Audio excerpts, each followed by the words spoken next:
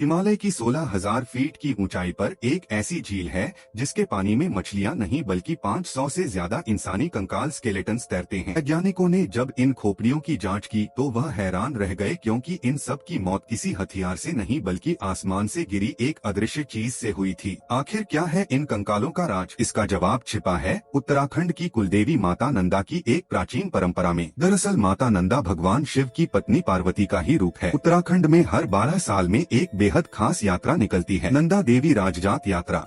यह एक भावुक विदाई यात्रा होती है जिसमें माता नंदा अपने मायके उत्तराखंड संगीत से विदा होकर अपने ससुराल यानी कैलाश पर्वत पर बैठे भगवान शिव के पास जाती हैं। यह यात्रा चमोली के नोटी गांव से शुरू होती है और इसका आखिरी पड़ाव है होमकुंड, वह जगह जहां से माता अकेले अपने ससुराल कैलाश पर्वत की ओर चली संगीत जाती है। लेकिन होमकुंड तक पहुंचने के लिए भक्तों को बीच में उसी रूपकुंड झील से होकर गुजरना पड़ता है। सदियों पहले कन्नौज के राजा जसधवल ने इसी पवित्र यात्रा में शामिल होने की ठानी, लेकिन राजा को अपनी सत्ता का अहंकार था। वे भक्ति भाव से नहीं बल्कि संगीत पिकनिक मनाने के अंदाज में गए। नियम तोड़ते हुए वे अपने साथ गर्भवती रानी, नाचने गाने वाली नर्तकियां और जोर जोर से बजते ढोल नगारे लेकर पहाड़ पर चढ़ने लगे। माता नंदा अपनी विदाई के वक्त यह अपमान और शोर शराबा सह नहीं पाई। जैसे ही राजा का काफिला रूपकुंड झील के पास पहुंचा, देवी का प्रकोप टूट पड़ा। अचानक आसमान काला हो गया। बारिश नहीं बल्कि लोहे जैसे सख्त और भारी ओले गिरने लगे। वो ओले क्रिकेट की गेंद जितने भारी थे, वहाँ छिपने की कोई जगह नहीं थी। वो ओले सीधे राजा और उसकी सेना के सिर पर गिर रहे थे। देखते ही देखते राजा रानी और उनके 500 साथी वहीं बर्फ में दफन हो गए।